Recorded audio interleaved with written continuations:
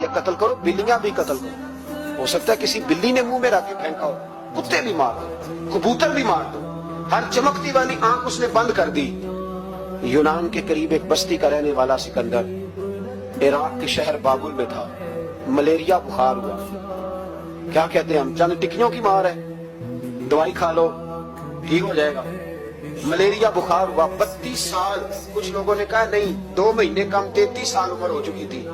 تو سکندر اعظم زمین پہ بیٹھا ہے، ایڑیاں رگڑ رہا ہے. موت کا جھٹکا لگا، موت کا. ہوئے نامور بے نشاں کیسے کیسے، زمین کھا گئی نوجوان کیسے کیسے. جگہ جی لگانے کی دنیا نہیں ہے، یہ عبرت کی جا ہے، کوئی تماشا نہیں ہے. ایڑیاں رگڑ رہا ہے.